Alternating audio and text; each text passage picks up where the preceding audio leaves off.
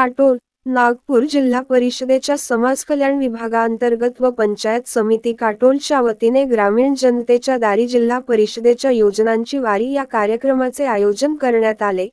तसेच मागासवर्गीय योजनांचा प्रचार व प्रसिद्धीच्या मेळाव्याचे आयोजन करण्यात आले।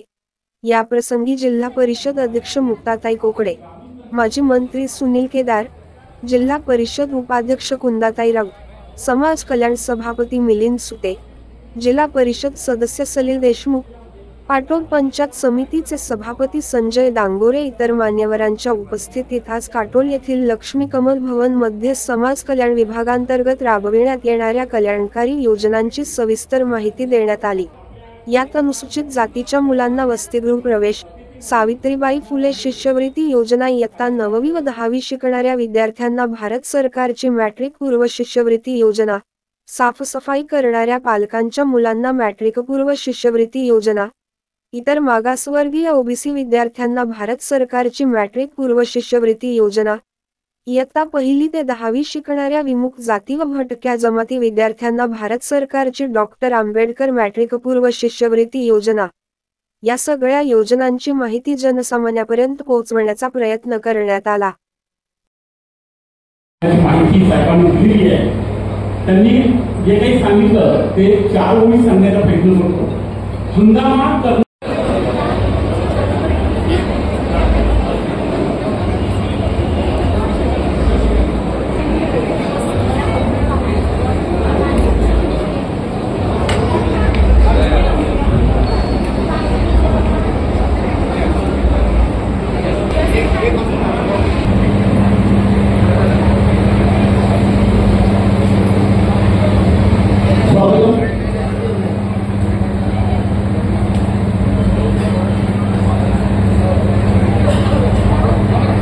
आपल्या नागपूरच्या मुख्यालयात सुरू झाली। प्रत्येक आज आपल्या काटोल नगरीमध्ये ही वारी आलेली आहे आणि या वारीतून प्रत्येक आपल्याला पाहिजे हा उद्देश हेतू आपल्या जिल्हा परिषदेच्या पदाधिकाऱ्यांनी डोळ्यासमोर ठेवला आणि ही वारी सुरू केली। आपण जसं आषाढी एकादशीला पंढरपूरला जातो विठ्ठल आली पाहिजे हा दृष्टिकोन त्यांचा होता आणि त्या दृष्टीने पूर्वी थोडं आपल्याला एक दुःखद घटना आपल्या काटोल नगरीमध्ये काल झालेली आहे। आपल्या काटोल नगरीचे दिग्रस या गावातले सामाजिक कार्यकर्ता ज्येष्ठ नागरिक माननीय श्री राजेंद्रजी खरडकर साहेब, त्याचप्रमाणे आता जिल्हा आदर्श शिक्षक पुरस्कार ज्यांना 2024 विजय शंकरराव धवडकर यांचा शाळेतच हार्ट अटॅक म्हणून काल मृत्यू झालेला आहे। या दोन्ही महानुभाव त्यांना आदरांजली देणं, श्रद्धांजली देणं हे आपलं आद्य कर्तव्य आहे। म्हणून आपण या कार्यक्रमाच्या प्रारंभी सर्वांना विनंती करतो की आपण आपल्या जागेवर उभे राहूया आणि या राजेंद्र खरडकर साहेब आणि विजय धवडकर यांना आपण श्रद्धांजली विश्राम शाम शाम।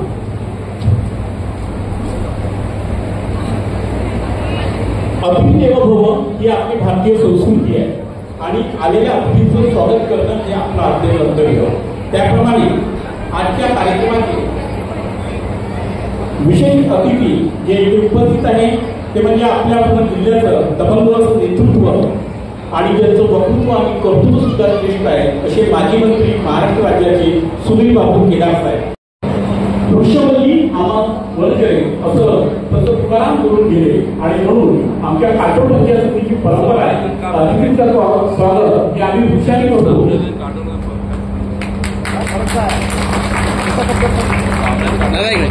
सर सर सर थोड़ा हाथ लाओ।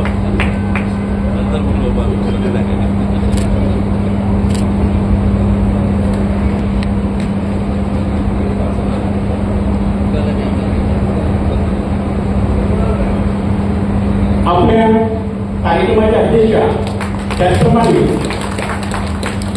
नागपूर जिल्हा परिषदेच्या अध्यक्षा मुक्ताताई कोकडे मॅडमांचे प्रमुख अतिथी कुंदाताई राऊत मॅडम, उपाध्यक्ष जिल्हा परिषद नागपूर यांच्या स्वागतासाठी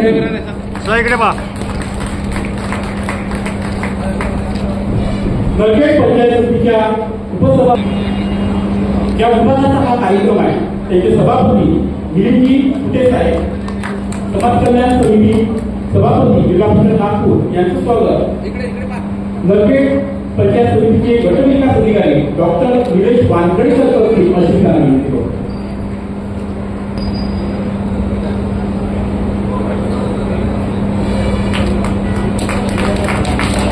प्रवीणजी जोगसाहेब सभापती कृषी व पशुसंवर्धन विभाग जिल्हा परिषद नागपूर मुख्यमंत्री शिक्षण व यांचं स्वागत. विनंती करतो. त्यानंतर माननीय हरिभाऊ कोले सर हे करतील अशी त्यांना विनंती करतो.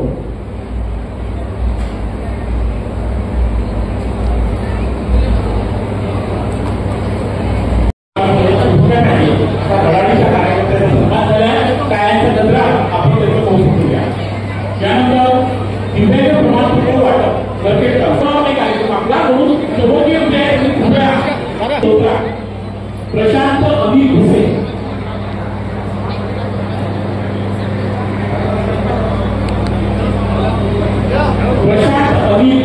सन्माननीय भागवत धरकर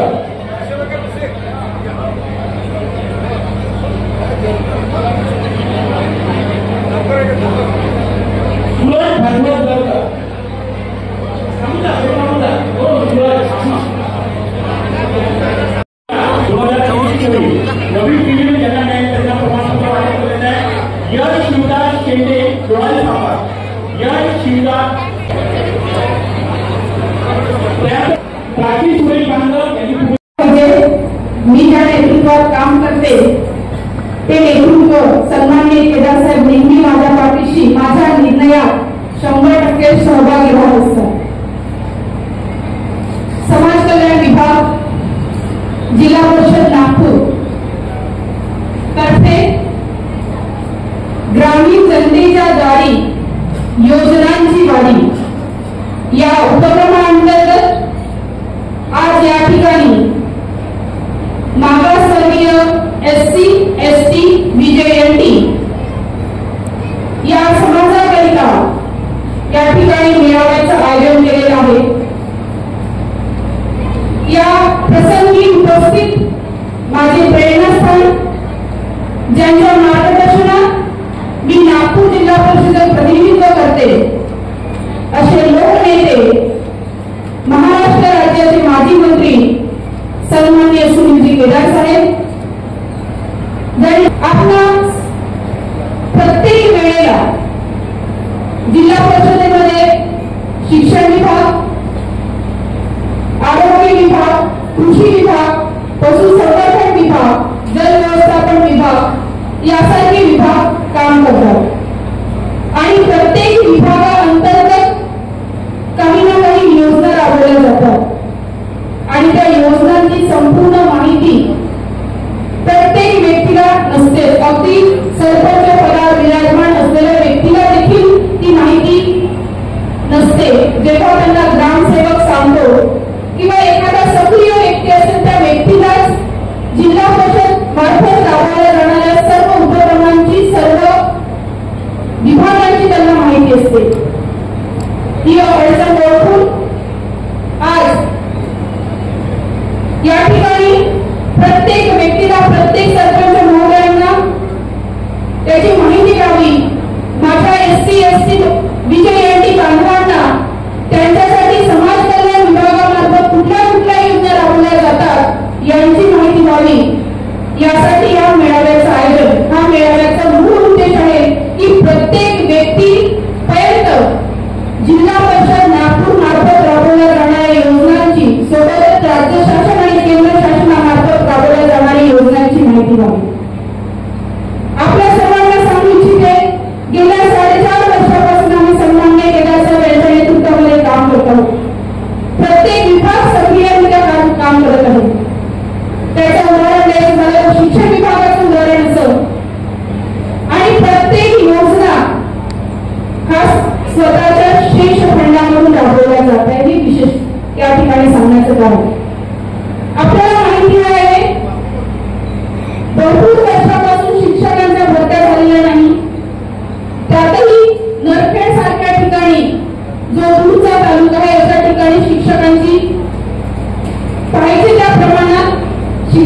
होते, शिक्षकांची संख्या कमी होती. म्हणून शिक्षण विभागाच्या स्वतःच्या शेष फंडामधून 5,000 मांडल रकमाचे बेरोजगार आमचे DED PED झालेले युवती आहेत अशा मुलांना कमीत कमी रोजगाराची संधी उपलब्ध व्हावी यासाठी स्वतःच्या शेष फंडामधून मांडल रकमाने शिक्षकांची नियुक्ती केली. आम्ही राज्याचे उपमुख्यमंत्री पालकमंत्री यांच्याकडे मागणी देखील केलेली होती की आम्हाला खनिज निधीमधून किमान निधी द्यावा, जेणेकरून आमच्या जिल्हा परिषद शाळांमध्ये जे सामान्य गोरगरीब कुटुंबातील मुलं शिक्षण घेतात अशा मुलांना आम्हाला नियमित शिक्षण देता यावं. कारण गेल्या कोरोना काळामध्ये प्रत्येक मुलाचं शैक्षणिक नुकसान झालेलं आहे. ज्या मुलाला ते मुलगा शून्यावर आलेला त्याला ते वाचता लिहिता येत नव्हतं, पण त्या ठिकाणी राजकारण आढळलं आणि आमच्या मुलांना शिक्षण मिळालं नाही. तरी जिल्हा परिषद जिल्हा परिषदने हार मानलेली नाही. सन्माननीय केदारसाहेब यांच्या पाठिंब्यावर आम्ही कोर्टात गेलो. कोर्टातून निधी मागण्याचा प्रयत्न केला तरी त्यांनी निधी दिला नाही. म्हणून स्वतःच्या शेष फंडातून ही योजना सतत कंटिन्यू यावर्षी देखील आम्ही राबवत आहोत. आणि याचमुळे यावर्षी जवळपास 400 शिक्षक 350 ते 400 शिक्षक आम्हाला नियमित शिक्षण मिळाले आहे आणि त्यातही नरखेड हा तालुका परिपूर्ण करण्याचा आम्ही प्रयत्न केलेला आहे. कृषी व पशु विभागामार्फत सांगायचं झालं, आता त्या ठिकाणी बजेट किती असतो हा कृषी सभापती पशु सभापती यांनी सांगितला. आमचं बजेट कमी असताना देखील ज्या शेतकऱ्यांना स्वतःची विहीर दुरुस्त करता येत नाही, कारण की शेती म्हटलं तर पाणी हा अविभाज्य अंग आहे. पाण्याशिवाय शेती करता येत नाही. अति पाणी झालं तरी शेतीचं नुकसान, कमी पाणी झालं तरी शेतीचं नुकसान. अशा परिस्थितीत आहे त्या शेतकऱ्यांची विहीर दुरुस्तीसाठी 50,000 रुपयाचं अनुदान आम्ही कृषी समिती मार्फत देण्यात करता येत नाही. अति पाणी झालं तरी शेतीचं नुकसान, कमी पाणी झालं तरी शेतीचं नुकसान. अशा परिस्थितीत आहे त्या शेतकऱ्यांची विहीर दुरुस्तीसाठी 50,000 रुपयाचं अनुदान आम्ही कृषी समिती मार्फत देण्याचा प्रस्तावित केला. त्याचे फॉर्मही भरपूरशे आमच्याकडे आलेले आहे आणि निश्चितच त्याची यादी देखील लवकरच प्रसारित केल्या जाईल. आरोग्य विभागामार्फत सांगायचं झालं तर मागील वर्षी तालुका निहाय मोफत आरोग्य निदान शिबिराचं आयोजन केलं होतं, पण या वर्षी प्रत्येक सर्कल निहाय म्हणजे प्रत्येक सर्कल मध्ये मोफत रोग निदान शिबिर राबवल्या जाणार आहे. आजही या ठिकाणी रोग निदान शिबिराचं आयोजन केलेलं आहे. सोबतच त्या ठिकाणी मिळणारं औषध, तुम्हाला जे औषध लागतं ज्या या ठिकाणी उपलब्ध आहे ते औषध देखील मोफत तुम्हाला दिल्या जाणार आहे. म्हणून या ठिकाणी उपस्थित जास्तीत जास्त बांधवांनी भगिनींना विनंती करेल की आपण आपली तपासणी करावी आणि त्याचा लाभ घ्यावा. महिला बाल कल्याण विभागामार्फत सांगायचं झालं तर महिलांसाठी जेंडर आणि कायदेविषयक प्रशिक्षण, समानता आणि आपल्या स्त्रियांच्या संरक्षणासाठी किंवा एखादा आपल्यावर अन्याय झाला तर आपलं संरक्षण करण्यासाठी कुठले कुठले कायदे आहे याचं संपूर्ण ज्ञान देण्यासाठी या मेळाव्याचं आयोजन. सोबतच आपण ऐकलं असेल बदलापूर कोलकाता यावर आमच्या बहिणींवर अगदी छोट्या छोट्या मुलींवर कशा प्रकारचे अत्याचार केले जात आहे. हे अत्याचार आपण थांबवू शकत नाही. थांबवण्याचा प्रयत्न जरी केला तरी ते अत्याचार सुरूच आहे. पण एक आपल्या मुलीला कराटे प्रशिक्षणाच्या माध्यमातून जर प्रशिक्षित केलं, जर तिच्यावर अशी वेळ आली तर 2 हात करण्यासाठी मुलीला सक्षम करण्यासाठी कराटे प्रशिक्षणाचं आयोजन आपण महिला बाल कल्याण विभागामार्फत करतो. आता माझ्या माता भगिनी भरपूर त्यांचं तयार झाले, पवित्र झाले, त्यांचं शिक्षण पूर्ण झालेलं आहे, पण रोजगाराची संधी नाही, रोजगार नाही, कोणाच्या हाताला काम नाही. म्हणून केक आणि कुकीचं प्रशिक्षण. आता केकचं प्रशिक्षण यासाठी कुठलाही शुभ प्रसंग असो, प्रत्येक प्रसंगाला केक कापला जातो की नाही? जातो. म्हणून आमच्या महिला भगिनींनी केकचं प्रशिक्षण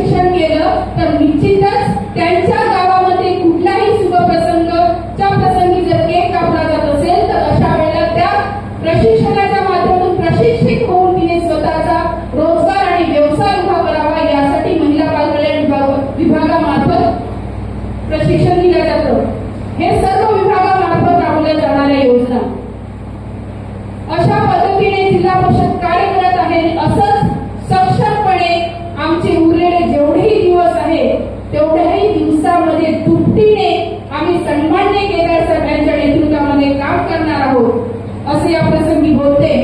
या मेळाव्यामध्ये आलेल्या सर्व माझ्या बंधू भगिनी आणि युवा वर्गांना विनंती करते की आपण या मेळाव्यामध्ये जे जे स्टॉल लागले त्या स्टॉलवर जाऊन सर्व असे सर्व लाभार्थी बंधू आणि भगिनींनो आणि शेतकरी मंडळींनो, जिल्हा परिषद समाज कल्याणचे अधिकारी, तालुका अधिकारी तसेच या ठिकाणी जिल्हा परिषद आरोग्य विभागाअंतर्गत आरोग्य मोफत रोगनिदान शिबिर लावलेले आहे. असे समाज आरोग्याचे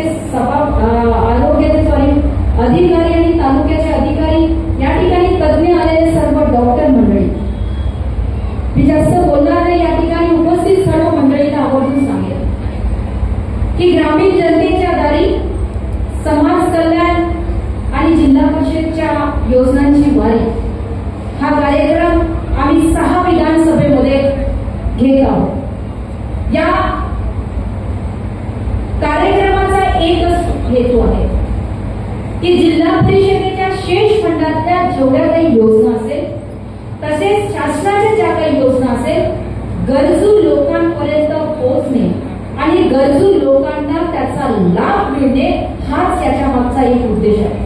कारण की मागच्या 4.5 वर्षापासून आम्ही ज्या नेत्यांच्या नेतृत्वामध्ये जिल्हा परिषदमध्ये काम करत आहोत सुनील केदार साहेबांच्या, त्यांचं एकच म्हणणं आहे की ही सत्ता हे पद भोगण्यासाठी नाही किंवा एसीची कॅबिनमध्ये बसून हवा खाण्यासाठी नाही, तर ही सत्ता ग्रामीण भागाच्या जनतेच्या सेवेसाठी उपयोग आला पाहिजे. आणि त्याच हेतूने आम्ही मागच्या 4.5 वर्षापासून जिल्हा परिषदमध्ये केदार साहेबांच्या नेतृत्वात काम करत आहोत. या योजनांचा आपल्याला फायदा व्हावा हा एक दृष्टिकोन आहे. समाज कल्याण सभापतींनी आपल्या योजनांची आणि आपल्या विभागाची संपूर्ण माहिती दिलेली आहे. या ठिकाणी येणाऱ्या प्रत्येक व्यक्तीचं मोफत रोग निदान शिबिर या ठिकाणी आपण लावलेलं आहे आणि आपल्या लोकांसाठी या ठिकाणी तज्ञ डॉक्टर जिल्हा परिषद आरोग्य विभागाच्या माध्यमातून बोललेले आहे. आपला या ठिकाणी तपासणी होणार, ज्यांना औषध असेल अशा सगळ्यांना मोफत या ठिकाणी औषधी मिळेल. त्यामध्ये आपण व्हिटॅमिनच्या गोळ्या दिलेल्या आहेत, कॅल्शियम आहे, सायरप आहे आणि इतर ड्रॉप सुद्धा मोफत या ठिकाणी आरोग्य विभाग जिल्हा परिषदच्या मार्फत आपण या ठिकाणी ठेवलेले आहे. आपण लोकांनी त्याचा फायदा घ्यावा. जिल्हा परिषदच्या मार्फत बऱ्याचशा योजना आहेत, त्या योजनांचा फायदा आपल्या लोकांना व्हावा हा एक दृष्टिकोन आहे. मागच्या 4.5 वर्षापासून जिल्हा परिषद ग्रामीण जनतेसाठी काम करत. काही अडचणी आहे आम्हाला आणि त्या अडचणीचा ओवापोह होणे आवश्यक पण आहे. कारण की बऱ्याचशा लोकांना असं वाटते की जिल्हा परिषद मार्फत हे काम व्हायला पाहिजे आणि स्वाभाविक आहे ग्रामीण जनतेच्या जे काही सुनावणी होते ते जिल्हा परिषदकडे होत असते. पण काम करत असताना आम्हाला अडचणी आहे. आमच्याकडे महाविकास आघाडीचं सरकार नसतात, जेव्हापासून आमचं महाविकास आघाडीचं सरकार नाही आहे तेव्हापासून जिल्हा परिषदेचा हक्काचा जो निधी मिळत असते तुमच्या विकासासाठी, तुमच्या गावाच्या विकासासाठी, तो आम्हाला मिळत नाही. हक्काचा निधी या ठिकाणी बसलेल्या सर्व लोकांना माहित आहे, सर्व पक्षाचे लोक या ठिकाणी बसलेले आहेत. जिल्हा परिषदच्या सन्मान्य सदस्याचा हक्काचा निधी आम्हाला नागपूर जिल्हा नियोजन समितीमधून मिळत नाही आणि तो मिळत नसल्यामुळे आम्ही तुम्हाला पाहिजे तसं काम करू शकत नाही. सुनील केदार साहेब मंत्री असताना आणि लक्ष्मीताई बर्वे अध्यक्ष असताना त्यावेळेस बरेचसे कामं जिल्हा परिषदच्या मार्फत झाले. मग ते आरोग्य विभागाचे असो की बांधकाम विभागाचे असो की इतर विभागाचे असो. पण आता आम्ही मागच्या 2 वर्षापासून मुक्ताताई कोकटे जेव्हापासून अध्यक्ष झाल्या तेव्हापासून महाविकास आघाडी सरकार नाही आणि पाहिजे तसा आम्ही निधी आम्हाला मिळत नाही आणि म्हणून आम्ही तुमचे काम करू शकत नाही. आम्ही आमच्या जिल्हा परिषद सदस्यांना सुद्धा हक्काचा निधी आम्ही देऊ शकत नाही. पण शेष फंडातून आम्ही जेवढं होऊ शकते, कारण साहेबांनी सांगितलं की निधी नाही म्हणून रडत बसायचं नाही. आपल्यापाशी जो शेष फंड आहे त्याच्यामधून लोकांचे किती चांगले काम करू शकतो, लोकांची किती चांगली सेवा करू शकतो हाच उद्देश ठेवायचा आणि त्या माध्यमातून आपण लोकांचे काम करायचे आणि त्याच माध्यमातून जिल्हा परिषदच्या शेष फंडातून तुमच्यासाठी ही योजनांची वारी या ठिकाणी घेऊन आलेलो. या ठिकाणी प्रत्येक लोकांचा फॉर्म आम्ही भरून घेणार आहोत कारण की प्रत्येक व्यक्तीला 10 वेळा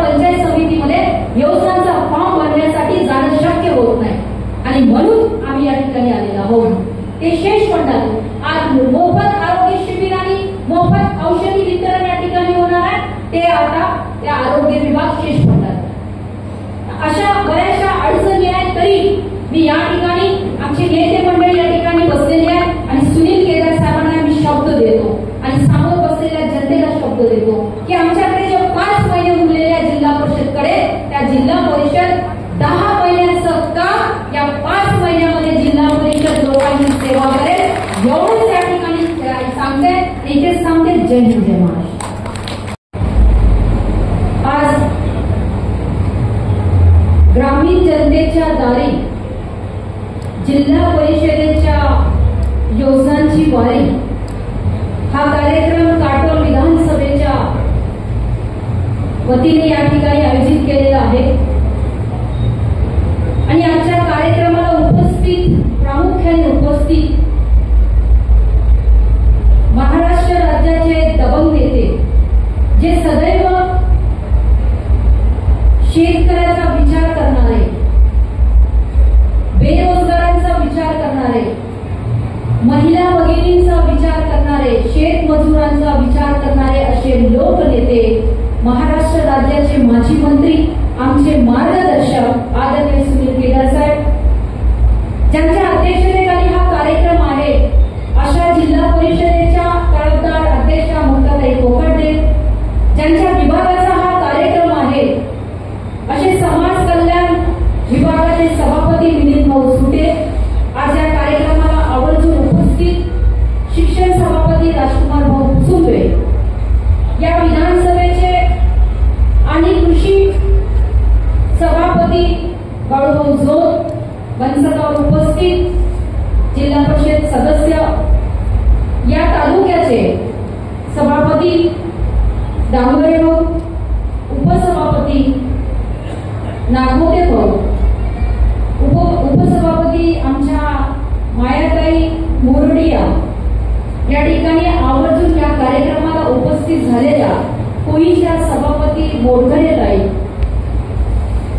कडमेश्वरचे उपसभापती दादाभाऊ भिंगारे, मंचावर जिल्हा परिषदेचे सन्माननीय सदस्य सलीमदादा देशमुख, या ठिकाणी पुन्हा म्हणजे भाषाचं नाव आहे आभारी की नागपूर जिल्हा परिषदने हा उपक्रम आपल्या सगळ्यासाठी या विधानसभा क्षेत्रामध्ये त्या ठिकाणी आज आयोजन केला. खरं म्हणजे या कार्यक्रमाला महाजनाने सन्मान्य अनिल भाऊ देशमुखांचं बोलणं झालं होतं आणि आम्ही सगळ्यांनी तारखा ठरवल्या होत्या, पण जरा एक महत्वाची महाविकास आघाडीची बैठक तिथे लागलेली मुंबईला आणि अनिल बाबूची महत्वाची भूमिका आणि विदर्भाची चर्चा त्याच्यामध्ये असल्यामुळे त्यांनी ती महत्वाची बैठक त्यांना ती अटेंड करणं फार महत्वाची आहे. त्यांनी आपल्या शुभेच्छा दिलेल्याच आहेत, त्याने नक्कीच आपण त्याच्या शुभेच्छा कराव्या आणि येणाऱ्या दिवसामध्ये आपण सगळेजण मिळून, मी आणि अनिल देशमुख मिळून ह्या परिसरामध्ये आणि जिल्ह्यामध्ये आपल्या आपली भूमिका आणि कर्तव्याचा भाग पार पाडणार याची आपण त्या ठिकाणी सगळ्यांनी दखल घ्यावी आणि आपल्या काही गोष्टी आज संचालन करण्याच्याकडनं ऐकल्या आणि त्यांनी आपल्या मनातल्या व्यथा सांगितल्या की आम्ही शिक्षण विभागाचे लोक आणि काम करणारे ग्रामपंचायतीमध्ये, आता ग्रामपंचायतीमध्ये काम करण्यासाठी ग्रामसेवक या सगळ्याला निवडणुकीच्या काळामध्ये वेगवेगळ्या योजना, वेगवेगळ्या उपक्रम त्या ठिकाणी दिलेला आहे. खरं म्हणजे मंचकार बसेल सरी मला आजच एक गोष्ट समजत नाही की एकीकडं शासनामध्ये असलेला सगळा अधिकारी कर्मचारी जे तिथं आहे, समजा बाळूभाऊ साहेब आपण आमचे समजून घ्या, जे शासनाचे अधिकारी कर्मचारी परमनंट आहे त्या लोकांना आपण वेगवेगळ्या निवडणुकीच्या कामाला लागायचे आणि शासनाच्या योजना लोकांपर्यंत सांगण्यासाठी योजना दूत म्हणून दुसऱ्या पैसे अपॉइंटमेंट करायची, हा कसा प्रकारचा उपक्रम, कशी गोष्ट ती विचाराला त्याच्याकडे समजून दिलं आहे. एकीकडे योजना जे राबवतात त्यांना दुसरीकडे कामाला लावायचं आणि शासनाच्या योजना सांगण्यासाठी योजना दूत नावाची त्या ठिकाणी नवीन त्या ठिकाणी उपक्रम राबवायचा आणि हा प्रकारचा शासनाच्या तिजोरीवर अजून नवीन भार निर्माण करायचा हा उपक्रम त्यांनी विचारला आहे. पण आता आहे, सत्ता असल्यामुळे त्या ठिकाणी आपल्याला त्यांना काही दिवस चालायचं आहे. जास्त नाही 1.5-2 महिन्याचा विषय आहे, त्याच्यानंतर मात्र आपणच आहे आणि आपण त्या ठिकाणी प्रश्न निकाली काढू. सन्माननीय आपण त्या ठिकाणी जिल्हा परिषद उपाध्यक्षांनी उल्लेख केला आणि मी या विचारधारा ते 100% आहेच, कारण आम्ही त्या विचारधाराला वागवलं. आमच्या आईवडिलांनी आमच्यावर तशामध्ये संस्कार घडवले. जनकल्याणाच्या माध्यमातून लोकांमध्ये विश्वास निर्माण करून मतदानाच्या पेढीतून या देशाची घटनेच्या आणि त्या संविधानाच्या माध्यमातून तुम्ही एखादं संविधान बनवत बसता तर त्या सत्तेचा उपयोग सर्वसामान्य माणसाने केला पाहिजे. तुम्हाला सत्ता त्या ठिकाणी मिळवण्यासाठी नसते, सत्ता ही कर्तव्य करण्यासाठी त्या ठिकाणी नसते. हे मी म्हणत असताना मला तो मूलभूत अधिकार त्या ठिकाणी आहे, कारण मी माझ्या कथेमध्ये फरक पडू देत नाही. आपण लक्षात ठेवलं पाहिजे आणि काटोलच्या लोकांना पूर्ण त्या ठिकाणी कल्पना असेलच असं मला त्या ठिकाणी आपल्यामध्ये विश्वास त्या ठिकाणी. म्हणूनच खासदारकीच्या निवडणुकीमध्ये सुद्धाही 40 वर्षानंतर आपण खासदाराला त्या ठिकाणी महाविकास आघाडीच्या खासदार आपण प्रचंड बहुमताने निवडून दिलं आणि काटोल विधानसभा क्षेत्रामध्ये केली.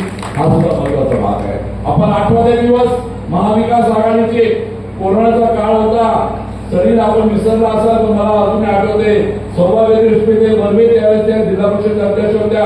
कोरोनाचा काळ होते, लोक घरी बसले होते. आज ते घसा कोरडा करून मार बाता करून आले मार सांगतात त्या ठिकाणी. त्यावेळेस ते सगळे घरी बसले होते. त्यावेळेस समीर सोबतच होता, आजकाल नाही तुम्हाला वेगळा त्या ठिकाणी. पण आपल्या सगळ्याला माहिती आहे की त्यावेळेस कोरोनाच्या काळामध्ये हा सुनील केदार आणि जिल्हा परिषदचे आणि महाविकास आघाडी सगळी यंत्रणा प्रत्येक प्रायमरी सेंटरमध्ये गेलो होतं आणि लोकांपर्यंत आपल्या कर्तव्याचा भाग म्हणून कोरोनाच्या काळामध्ये मदत करायची आपलं भूमिका आणि कर्तव्य त्या ठिकाणी आपण बजावलं होतं. याची आपल्याला कल्पना असेल. त्या ठिकाणी लोक घरामध्ये होते, पण आम्ही कोरोनाची चिंता केली नाही. ह्या सगळ्या भांडवलामध्ये माझ्यासारखाही कोरोना त्या ठिकाणी झाला त्या ठिकाणी आपण पाहत असेल.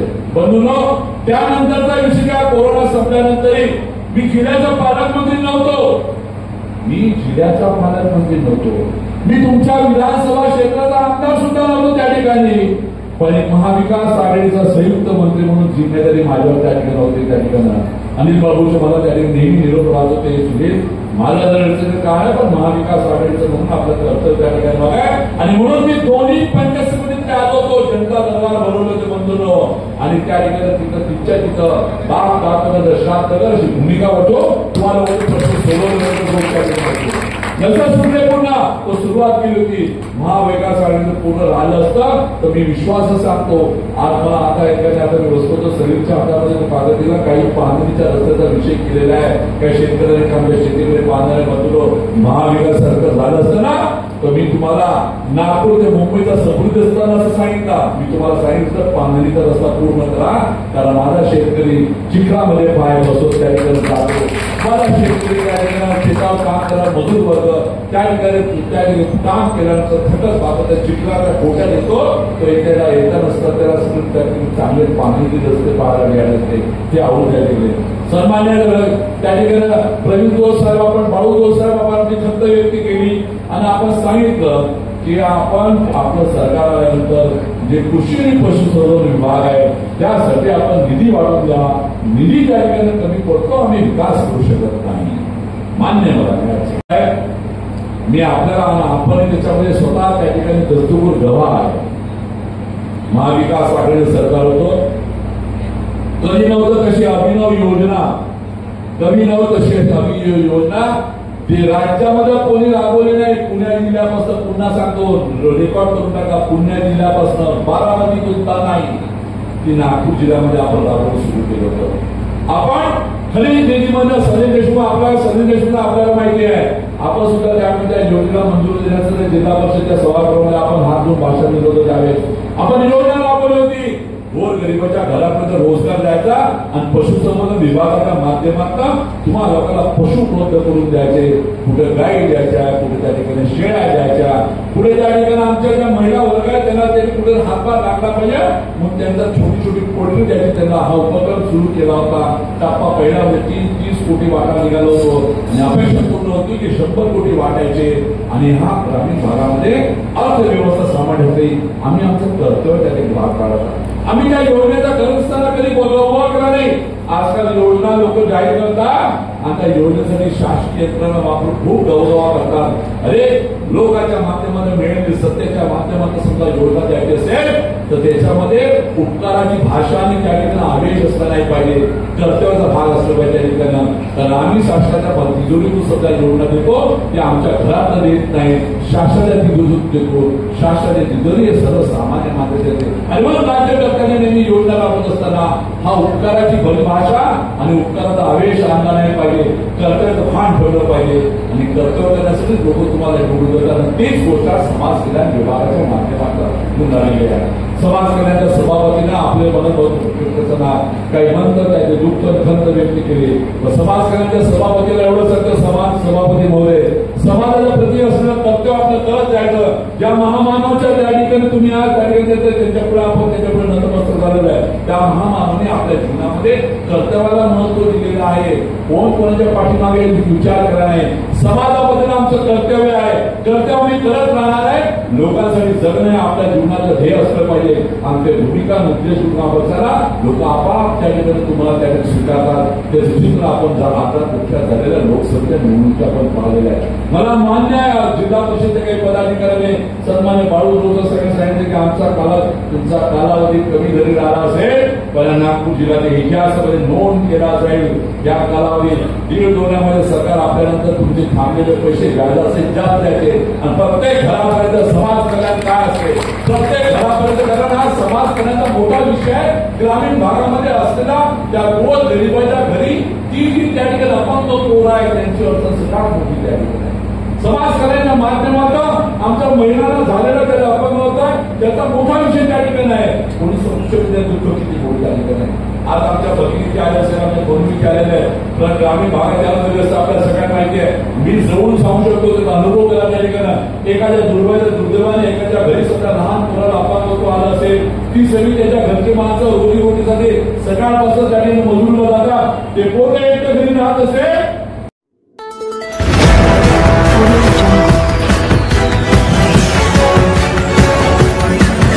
Audio